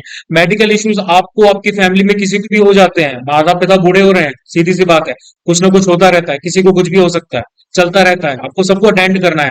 रिलेशनशिप्स की इश्यूज भी आते हैं भाई, वो भी आपको डील करने हैं। ऐसा नहीं है कि भाई सभी सिंगल बैठे हुए हैं, नहीं। ठीक है, तो भाई रिलेशनशिप की प्रॉब्लम्स हैं, बाबूशोना के इश्यूज हैं, उनके साथ भी डील करना है। कॉलेज प्लेसमेंट्स और एग्जाम भी है। ठीक है, प्लान ए प्लान बी के बारे में मैंने आप लोगों को बताया था। आपका जो प्लान बी है वो सॉलिड होना चाहिए, एक अच्छा कैरियर ऑप्शन होना चाहिए आपके पास में, जरूरी है बहुत। सिर्फ एसएसबी के ऊपर डिपेंडेंट मत होइए। ठीक है, और एग्जाम्स आ रहे हैं, उनके साथ भी डील करना है आपको। अब ये चीज लेकिन क्या था, प्रायोरिटी के बेसिस पे बन जाती है। कैसे? हमें ये देखना है कि सीडीएस हमारी प्रायोरिटी है कि कॉलेज के एग्जाम हमारी प्रायोरिटी। प्रायोरिटी आपको दोनों को देनी है, लेकिन सीडीएस को ज्यादा देनी पड़ेगी, और यहां पर आपको बेयर मिनिमम करना पड़ेगा। बेयर मिनिमम क्यों करना पड़ेगा? क्योंकि देखो बेयर मिनिमम इसलिए करना पड़ेगा क्योंकि अगर आप अभी आपका मान लीजिए 6.5 सीजी बन रहा है, आप चाहते हैं कि भाई 8 हो जाए, तो भाई वो लास्ट सेमेस्टर में नहीं होगा। आपका ज्यादा ज्यादा 6.8 या 7 हो जाएगा, उससे ज्यादा नहीं बढ़ेगा, है ना। आप बहुत ज्यादा जोर लगा देंगे भाई कि भाई 8 हो जाए, तो वो बहुत मुश्किल काम है। अगर आप, हो सकता है वो हो भी जाए, लेकिन तब आप सीडीएस को कमा लेंगे। तो आपको प्रायोरिटी डिसाइड करनी पड़ेगी कि भाई एग्जाम ज्यादा जरूरी है। एग्जाम में अगर आप नॉर्मल मार्क्स भी ले आए तो भी चल जाएगा, क्योंकि आपने पूरे 3-4 साल उसमें मेहनत कर ली है, अब सीडीएस में मेहनत करने की जरूरत है। क्योंकि सीडीएस का एक एक चांस जो चला जाता है वो आपको 6 महीने पीछे भेज देता है, आगे नहीं ले जाता, आप 6 महीने पीछे चले जाते हैं। आपके जो साथ के बंदे हैं वो आपसे 6 महीने सीनियर हो जाते हैं, है ना। सीनियरिटी का खेल है पूरे फौज में। तो भाई ये चीजें आपको देखनी है। और आपके जो एसएसबीज हैं वो तो चलते ही रहते हैं, टैग एंट्रीज आ रही हैं, एनसीसी स्पेशल एंट्रीज आ रही हैं, ये सब चीजें आ रही हैं। इन सब चीजों को देखना है, ये चैलेंजेस हैं, ये ऑब्स्टिकल्स हैं, इनके साथ में डील करो। इनको, इनसे भागो नहीं, भगोड़े मत बनो। ठीक है, इनसे डील करो। ठीक है, अब कुछ पॉइंट्स आते हैं। कौन से पॉइंट्स आते हैं? ये आपके मस्ट टू डू वाले पॉइंट है भाई। मस्त और मस्त टू डू वाले, मस्ती से करने हैं, और मस्ट डू डू वाले हैं कि भाई करने ही करने हैं, इन्हें आप करोगे तो देखो सीडीएस निकलेगा। तो इसके लिए आपको सबसे पहले क्या समझना है? आपको सबसे पहले ये समझना है एलिमिनेशन। एलिमिनेशन कहां कहां हो सकता है, कितनी बार हो सकता है? एलिमिनेशन आपका रिटन एग्जाम में हो सकता है, 6,500 प्लस लोग निकालते हैं, हो सकता है आपने उतनी मेहनत नहीं की, आपकी स्ट्रेटेजी, आपकी अप्रोच सही नहीं थी, आप उस लिस्ट में शामिल नहीं हो पाए, आपका एलिमिनेशन हो गया, आप 6 महीने पीछे चलिए। ठीक है, फिर स्क्रीन आउट हो गए, अगेन 6 महीने पीछे। कॉन्फ्रेंस आउट हो गए, फिर से 6 महीने पीछे। मेरिट आउट हो गए, या फिर क्या बोलते हैं, आपको पीआर मिल गया तो पूरे खेल ही खत्म। टीआर मिला है, सर्जरी वगैरह करवा रहे हो, टाइम लग रहा है, फिर से 6 महीने पीछे। तो आप देख रहे हो ना, एलिमिनेशन हर राउंड पे होता है। लेकिन एक ऐसी चीज है जो इन एलिमिनेशन को, डर को खत्म करती है, वो है आपका स्ट्रॉन्ग सेंस ऑफ पर्पस। आपका सेंस ऑफ पर्पस स्ट्रांग होना चाहिए। सेंस ऑफ पर्पस स्ट्रांग होगा तो भाई 13th अटेम्प्ट में आप कर्नल आशुतोष त्रिपाठी की तरह रिकमेंड भी हो सकते हैं। सेंस ऑफ पर्पस स्ट्रांग नहीं होगा तो फर्स्ट या सेकंड या ज्यादा से ज्यादा थर्ड एसएसबी में आप जय श्री राम बोल दोगे, हाथ जोड़ दोगे और बोल दोगे कि भाई प्रभु मुझे माफ कीजिए, अब मुझसे नहीं हो सकता। ठीक है, आप भगवान के आगे घुटने टेक दोगे कि भाई भगवान जी माफ कीजिए, मुझे शक्ति दीजिए, मैं किसी और एग्जाम के लिए अपनी मेहनत लगाना चाहता हूं। ठीक है, आप वो नहीं करोगे। लेकिन अगर आप जय श्री राम बोलोगे कि नहीं, जय श्री राम, मुझे ये करना ही करना है ना, तो भाई फिर क्या होगा, फिर आप निकालोगे। तो वो जो सेंस ऑफ पर्पस है ना, उसको पॉजिटिवली यूज करो, उसको काफी मजबूत रखो, उसको क्या करना है, आपको स्ट्रोंग रखना है कि भाई मुझे करना ही करना है, मुझे ये एग्जाम निकालना ही निकालना है। मैं करूंगा, मैं एक बार फेल हो रहा हूं, 2 बार फेल हो रहा हूं, 3 बार हो रहा हूं, ठीक है। जितना आपके अंदर कॉन्फिडेंस आपके फर्स्ट एसएसबी में है, उतना ही आपके 14th एसएसबी में भी होना चाहिए। लोग 20, 21, 24th एसएसबी तक में रिकमेंड हुए हैं, ये चीजें हुई हैं। लेकिन मैं ये नहीं बोल रहा कि भाई आपको इतना ज्यादा करना है। मैंने आपको प्लान ए प्लान बी के बारे में पहले ही बताया है। प्लान बी आपको अपना स्ट्रांग रखना है और प्लान ए पे भी आपको कंटिन्यूसली वर्क करते जाना। अगर आपको आर्मी में ही जाना है, आपको आर्म्ड फोर्सेस में ही जाना है, आपने ये चीज डिटरमाइन कर ली कि भाई यहाँ के अलावा मुझे कहीं अच्छा नहीं लगेगा, ये मेरा पैशन है, तो भाई फिर आपको लगे रहना है। और उस लगे रहने के लिए सेंस ऑफ पर्पस बहुत ज्यादा जरूरी है। ये सेंस ऑफ पर्पस आपको रात को सोने नहीं देगा, ये आपको चैन की नींद नहीं आने देगा, ये आपको समझाएगा बार बार कि आप फेल हो रहे हैं, कोई बात नहीं, मैं 6 महीने वापस जाऊंगा और मैं 6 महीने फिर से मेहनत करके लेके आऊं, है ना। तो भाई ये पहली चीज आ जाती है। अब इसी में दूसरी चीज कौन सी आ रही है, इसी में दूसरी चीज आ रही है कि भाई ये जो फेलियर है ना, ये होगी, it is bound to happen. किसी के साथ ज्यादा बार हो सकती है, किसी के साथ कम बार हो सकती है, और हो सकता है कोई ऐसे ऐसे लकी लोग होते हैं जिनके साथ बिल्कुल नहीं हो सकती। लेकिन इस फेलियर को एक लर्निंग प्रोसेस की तरह लेना है ना। जैसे मैं अपना ही एग्जांपल देता हूँ। मैं एसएसबी में 11 बार फेल हुआ, रिकमेंड नहीं हो पाया। फिर मैंने चंबल कैडेट से स्टार्ट किया। उस चंबल कैडेट्स में लॉकडाउन के दौरान मैंने बच्चों को गाइड किया। मैं अभी भी गाइड कर सकता हूँ बच्चों को एसएसबी के बारे में, हालांकि मैं क्वालिफाइड एसेसर नहीं हूँ, ना ही कोचिंग प्रोग्राम रन करता हूँ एसएसबी के लिए। लेकिन एक जनरल पॉइंट ऑफ व्यू से मैं लोगों को बता ही सकता हूँ कि भाई एसएसबी के लिए क्या डूज और डोंट्स है जो आपको करने हैं, है ना। तो एक लर्निंग प्रोसेस आ गया। और लर्निंग प्रोसेस के तौर पे देखा जाए ना, तो मैंने सीडीएस भाई कितनी बार क्लियर किया, मैंने 6 बार क्लियर किया है। एफकेट कितनी बार क्लियर किया, मैंने 5 बार ही दिया, तो भाई 5 बार क्लियर किया है। उसके बाद मैंने एफकेट पहले दिया ही नहीं था। ठीक है, तो भाई ये जो सीडीएस मैंने 6 बार दिया, इसके बेसिस पे मैं मेंटरशिप कर रहा हूँ। इसके बेसिस पे मैं हजारों बच्चों को पढ़ा चुका हूँ, उनको एग्जाम निकलवा चुका हूँ, है ना। तो ये मेरे लर्निंग प्रोसेस है, और मैं इससे अर्न भी कर रहा हूँ, है ना। मैं भाई इससे पैसे भी कमा रहा हूँ। ये मेरे लिए एक क्या बोलते हैं, लाइवलीहुड वाला सोर्स है। ठीक है, मेरी रोजी रोटी की एक जरिया है ये। और तो मैंने ये अपने सीखा है। तो भाई आपको फेलियर को एक लर्निंग प्रोसेस के तौर पे लेना है। आपको अपने फेलियर को एक बैज ऑफ ऑनर की तरह ट्रीट करना है। आपको उसको शेम की तरह नहीं करना। कोई आपसे पूछे भाई कितने अटेम्प्ट दिए, 11 अटेम्प्ट दिए, शर्म आ रही है, नहीं भाई 11 अटेम्प्ट दिए हैं, खोल के बोलो, छाती ठोक के बोलो, 11 अटेम्प्ट दिए हैं, 11 बार गया हूं। 11 बार मैंने 5-5 दिन, एक एक दिन वाला प्रोसेस झेला है। हर किसी के बस की बात नहीं होती ये इतना लंबा प्रोसेस झेलना। 5-5 दिन का प्रोसेस बहुत एग्जॉस्टिव होता है। हर बार वही सेम रिपीटेटिव चीजें आपको थका देती है, मेंटली एग्जॉस्ट कर देती हैं। आपके पेरेंट्स को मेंटली एग्जॉस्ट कर देती हैं, उनकी उम्मीदों को तोड़ के रख देती हैं, आपकी उम्मीदों को तोड़ के रख देते हैं, इंसान टूट जाता है। लेकिन ये जो फेलियर है ना, इसको बैज ऑफ ऑनर की तरह ट्रीट कीजिए, आप नहीं टूटेंगे। ठीक है, ये टाइम लेगा। This entire process is time taking, may be कई बार लोग फर्स्ट बार में ही हो जाते हैं, है ना। कई बार लोगों को 10 बार अटेम्प्ट लग जाते हैं। तो जिनको 10 बार अटेम्प्ट लग जाते हैं, मैं उस चीज के लिए भी आपको तैयार कर रहा हूँ कि भाई टाइम टेकिंग है, लेकिन it is worth all the sacrifices. आपने जितने भी सेक्रीफाइसेस किए हैं, आपके पेरेंट्स ने, आपके भाई बहन ने जितने सेक्रीफाइस किए, आपके दोस्तों ने जितने सेक्रीफाइसेस के लिए हैं, ये उन सब चीजों के लिए वर्थ इट होता है। ठीक है। Third, friends. फ्रेंड्स में दो पॉइंट आते हैं। पहला, आपके जो फ्रेंड्स हैं, आपके जो साथ में पढ़ने निकले वाले हैं, ये लोग जाके नई नई जॉब्स ज्वाइन कर लेंगे। हो सकता है आप किसी जॉब में ज्वाइन कर रहे हो, लेकिन ये आपकी हायर स्टडीज में भी जा सकते हैं, ये विदेशों में भी घूम रहे हैं। और आप क्या कर रहे हो, आप इंडिया में ही इधर से उधर एसएसबी सेंटर्स में घूम रहे हैं। तो कई बार ये फ्रस्ट्रेट कर देता है आप, ये कई बार आपको डिप्रेशन में डाल देता है कि भाई ये लोग कितना अच्छा कर रहे हैं, मैं अभी तक, मेरी तो स्टार्टिंग ही नहीं हुई है ना, मैं तो अभी रिकमेंड ही नहीं हो पाया, मैं तो कॉन्फ्रेंस आउट हो रहा हूँ, मैं तो स्क्रीन आउट हो रहा हूँ। तो आपके लिए सिर्फ एक ही चीज बोलूंगा मैं, होल्ड योर पोजीशन, आपका टाइम आएगा, कुछ ना कुछ आपके साथ में अच्छा होगा, कुछ ना कुछ आप कर लोगे। एसएसबी, सीडीएस, ये सब एक ऐसी चीजें हैं जो आपको बहुत कुछ सिखा जाती हैं, आपको जिंदगी में प्रेशर झेलना सिखा देती हैं। तो जब ये चीजें आपको सिखाती है ना, तो भाई इनका कोई तोड़ नहीं है, इनको कोई चीज तोड़ नहीं सकती। ठीक। तो अपनी पोजीशन है, उसको होल्ड करके रखिए। और एक चीज और आ जाती है, बी सोशल। अभी थोड़ी देर पहले मैंने आपको बताया था ना, घर के आसपास पांडाल लग रहे हैं, ये हो रहा है, वो हो रहा है, सब करना है। एक दोस्त था मेरा, कॉलेज के बाद उसने यूपीएससी की प्रिपरेशन स्टार्ट की, यानी कि सिविल्स की प्रिपरेशन स्टार्ट की, और उसने सबसे खुद को कट ऑफ कर लिया। 3-4 साल तक मेरे ख्याल से उसने प्रिपरेशन की, एंड इन दी एंड फिर उसको थक हार के उसका सिलेक्शन नहीं हुआ, तो फिर वो अपने कॉर्पोरेट वॉर्पोरेट की तरफ चला गया। लेकिन मैं आपसे एक बात कहूंगा जो मुझे समझ में आती है, अगर आप ऐसी किसी भी कॉम्पिटेटिव एग्जाम की प्रिपरेशन करते हैं ना, तो सोशल रहिए। अपनी फ्रेंड्स अपने फ्रेंड्स और अपनी फ्रेंड्स दोनों, फैमिली, इन लोगों को ना अपना सपोर्ट सिस्टम बनाइए।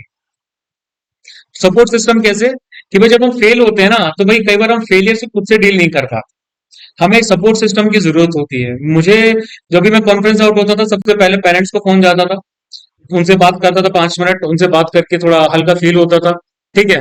उसके बाद मैं डायरेक्ट, मेरे एक दो फ्रेंड्स हैं क्लोज, उनको फोन करता था। उनको फोन करके एसएसबी बोर्ड वाला को घर आता था कि भाई देखो कैसे कैसे चूतियों को ले लिया है इन्होंने, मुझे नहीं लिया। वही टिपिकल बिहेवियर। तो वो करके काफी हल्का फील होता था। तो एक सपोर्ट सिस्टम आपके पास होना चाहिए कि जब आप एकदम रॉक बॉटम पे हो ना, जब आप फेलियर वाली पोजीशन में हो, तब आप क्या कर सकें, तब आप बाउंस बैक करने के लिए एक बार थोड़ा सा वहां चिल रहे हैं, और फिर आप बाउंस बैक करें। ये सपोर्ट सिस्टम आपको बहुत सपोर्ट देता है। आप सबसे कट ऑफ हो जाते हैं, आपको लोगों के बारे में पता नहीं होता, तो भाई आप क्या ही उखाड़ लोगे। और दूसरी बात देखो ये आती है कि जब हम एसएसबी की बात करते हैं ना, तो SSB is all about leadership. OLQs, और ओएलक्यूज आप खुद से तो कर नहीं सकते ना, ओएलक्यूज के लिए जरूरी है कि भाई आपके आसपास लोग होने चाहिए। ऐसा तो ये एग्जाम है नहीं कि भाई आप सिर्फ रिटेन के लिए खुद को कट ऑफ कर रहे हो, तो that is not worth it. आपको अपनी पर्सनैलिटी डेवलप करनी है, पर्सनैलिटी डेवलप करने के लिए आपको हर तरह की चैलेंजिंग सिचुएशन में इन्वॉल्व होना पड़ेगा। ठीक है भाई, ये सिर्फ सीडीएस नहीं है। सीडीएस तो आपका सिर्फ प्रथम पग है। आपको कहां तक जाना है, आपको अंतिम पग तक जाना है, यानी कि पासिंग आउट परेड, एकेडमी से बाहर निकल रहे हो आप, मार्च पास करते हुए, दैट इज द अंतिम पग, है ना। उस अंतिम पग से आप निकलोगे, तभी आपकी पूरी ये जर्नी है, ये वर्थवाइल है, अदरवाइज नहीं है। ठीक है। तो ये एक रफ प्लान था फ्रेशर्स के लिए। ठीक है। अब एक मैं दूसरे प्लान की बात करता हूं, मतलब ये तो आप खुद से प्रिपरेशन कर सकते हो। दूसरा प्लान जो मेरा थोड़ा पर्सनल पर्सनल ऐसा, कि भाई सीडीएस 1 2024, इसका एक बैच आ रहा है, जोजिला नाम है इसका। जोजिला एक बैटल फील्ड है इंडियन आर्मी की। ठीक। तो जोजिला फर्स्ट बैच आ रहा है। जोजिला फर्स्ट आपका कब से स्टार्ट हो रहा है, October 3 से स्टार्ट होगा ये, और ये चलेगा आपका 31 दिसंबर तक। ये है इसका फर्स्ट फेज। उसके बाद क्या होगा, जनवरी से लेके मार्च तक आपका स्टार्ट होगा बैच 2, यानी कि जोजिला 2। उसमें यही सारा कंटेंट किया जाएगा, और 1 अप्रैल को दोनों बैचेस को मर्ज कर दिया जाएगा। 20 अप्रैल तक हमारा रिवीजन और क्वेश्चन सॉल्विंग चलेगा। 21 अप्रैल को आपका एग्जाम है, सीडीएस और एनडीए। ठीक है। तो दोनों बैचेस को इक्वल टाइम रहेगा। 110 दिन का ये कोर्स है। 110 दिन में हम सब कुछ कवर करेंगे। इसमें 3 तरीके से आप एनरोल कर सकते हैं। पहला आता है आपका आईएमए, एएफए, आईएनए के लिए। इसमें सारे सब्जेक्ट्स कवर किए हैं हमने। इसमें आपके सारे सब्जेक्ट्स, मतलब कि मैथ्स, जीके और इंग्लिश। जीके और इंग्लिश मैं पढ़ाने वाला हूँ। मैथ्स के लिए हमारा जो टीचर है आर्यन, वो पढ़ाने वाला है, वो अपने एएफएस भी देने के लिए गया है। शायद वो रिकमेंड हो जाए, कुछ कह नहीं सकते हम। ठीक है, तो आर्यन पढ़ाएगा आपको, आर्यन का रिकॉर्ड काफी अच्छा है, मैं ऑलरेडी इंस्टाग्राम पे डाल चुका हूं इसके बारे में। और फिर दूसरा आता है आपका ओटीए, ओटीए में रहेगा हमारा इंग्लिश प्लस जीके। ठीक है, इसकी फीस अलग है, इसकी फीस अलग है। इसकी फीस है 4800, इसकी फीस है 3500। और सिर्फ ओनली मैथमेटिक्स का जो कोर्स है वो भी आप ले सकते हो, जिसकी फीस है ओनली 1500। तो ये तीनों चीजें आप कर सकते हैं। सारी डिटेल्स इसके रिलेशन में है कि भाई जो भी रिटन नोट्स आपको मिलेंगे, जो पीडीएफ वगैरह मिलेंगी, वो सब आपकी मैंने इंस्टाग्राम पे डाल रखी है, टेलीग्राम चैनल पे, व्हाट्सएप ग्रुप पे, सब पे शेयर कर रखी है ना। अब एक क्वेश्चन ये भी आता है कि भाई जनवरी से लेकर मार्च तक हम क्या करें, जब तक बैच 2 स्टार्ट होगा तब तक हम क्या करें। तो भाई ये जो बैच 1 वाले हैं ना, आपके पास में ये फायदा है कि भाई 3 महीने है ना, 3 महीने में हमारी जो भी क्लास होती है, सारी क्लासेस हमारी रिकॉर्ड की जाती हैं। सबके रिकॉर्डेड लेक्चर्स कवर किए जाते हैं, हर आधे घंटे बाद में जैसी क्लास होती है, रिकॉर्डेड लेक्चर्स सारे स्टूडेंट्स तक पहुंच जाते हैं। तो रिकॉर्डेड लेक्चर्स आप कितनी बार भी देखिए, कहीं भी देखिए, ठीक है, एनी टाइम एनीवेयर, आपको 1 ईयर का फुल एक्सेस रहेगा उन सारे रिकॉर्डेड लेक्चर्स का, यानी कि सीडीएस 2 2024 तक आपके पास में इन रिकॉर्डेड लेक्चर्स का एक्सेस रहेगा। आप इनको कितनी बार भी देखिए, क्लास आपकी मिस होती तो देखिए। तो क्या होता है कि भाई हो सकता है कि भाई इस ड्यूरेशन में आपका एनसीसी कैंप हो गया हो, कोई मेडिकल रीजन हो, एग्जाम्स हो, फलाना ढिमाका हो। तो ये जो 3 महीने होंगे ना आपके पास, इन 3 महीनों में आप क्या कर सकते हो, इन 3 महीनों में आप क्या बोलते हैं, अच्छे से और ज्यादा प्रैक्टिस कर सकते हो, है ना। अगर आप फ्रेशर हो तो मैं रिकमेंड करूंगा आप ये वाला बैच लीजिए, क्योंकि आपके पास में बहुत एक्स्ट्रा टाइम रहेगा 3 महीने का। व्हाट्सएप ग्रुप के जरिए हम हमेशा कनेक्टेड रहते हैं, वहां पर आप अपने मित्रों से, दोस्तों से, जो भी आपके बैचमेट्स रहेंगे उनसे, और प्लस मुझसे कभी भी कोई भी सवाल कर सकते हैं। सवाल पूछने की मनाही नहीं है हमारी क्लासेस में, हमारे ग्रुप्स में। ठीक है, स्ट्रेंथ काफी लिमिटेड रहती है, ज्यादा स्ट्रेंथ नहीं रहती है। सर्टेन नंबर पहुंचने के बाद में हम एडमिशन क्लोज कर देते हैं, हर बार वही होता है। तो उसके बाद फिर कई लोग आते हैं, तो फिर उस टाइम मुझे उनको मना करना पड़ता है कि नहीं भाई हम एडमिशन नहीं ले सकते, क्योंकि 2-4 लेक्चर के निकल जाते हैं, तो फिर मुझे समझ में आ जाता है कि बच्चे को फिर ग्रैस्प करने में दिक्कत आएगी, या फिर मैं खुद ही नहीं चाहता कि भाई कोई बीच में से ज्वाइन करे। ये सीधी सी बात है जो मुझे लगता है। ठीक है, आई विल बी ऑनेस्ट। तो भाई डिटेल्स के लिए आप क्या कर सकते हैं, डिटेल के लिए नंबर है 8839961158। इस नंबर पे आप व्हाट्सएप कीजिए, आपको सारी डिटेल शेयर कर दी जाएंगी। और फर्दर फिर आप इनरोल कर सकते हैं, क्योंकि 3 अक्टूबर के बाद में कोई भी इनरोलमेंट नहीं होंगे इस बैच के लिए। फिर आपको जनवरी के लिए वेट करना पड़ेगा, जब आपका दूसरा बैच स्टार्ट होगा तब।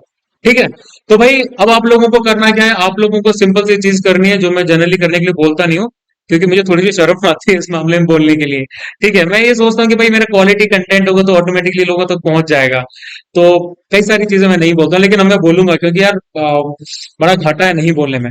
तो शेयर कीजिए इस वीडियोस को, इन वीडियोस को आप अपने ग्रुप्स में, अपने जूनियर सीनियर्स के साथ में शेयर कर सकते हैं, अगर आपको लगता है कि इन वीडियोस में कुछ खास कंटेंट है जो उनकी हेल्प कर सकता है। शेयर कीजिए, आप मेरे चैनल को सब्सक्राइब भी कर सकते हैं अगर आपकी इच्छा है तो। आप इस वीडियो को लाइक भी कर सकते हैं, और कमेंट्स में आप मुझे बता सकते हैं कि मैं और किन वीडियो टॉपिक्स पे वीडियोस बना सकता हूं, सो दैट आप लोगों की इस रिगार्ड में हेल्प हो जाए। ठीक है, एग्जैक्टली बहुत सारी चीजें कवर करने के लिए होती हैं। तो अगर आप कमेंट्स में मुझे बताते रहेंगे कि भाई किस किस पॉइंट्स को, किस किस टॉपिक्स को आप कवर देखना चाहते हैं, then I will keep making videos for them. ठीक है, तो भाई डिफेंस उस्ताद, आप प्रथम पग अपनी एकेडमी के लिए, जिस भी एकेडमी को आप ज्वाइन करना चाहते हैं, हमारे साथ ले सकते हैं। अगर आप हमें ज्वाइन करते हैं, then I believe that it will be a life changing decision for you. ठीक है मित्रों, काफी हो गया आज के लिए। जय हिंद।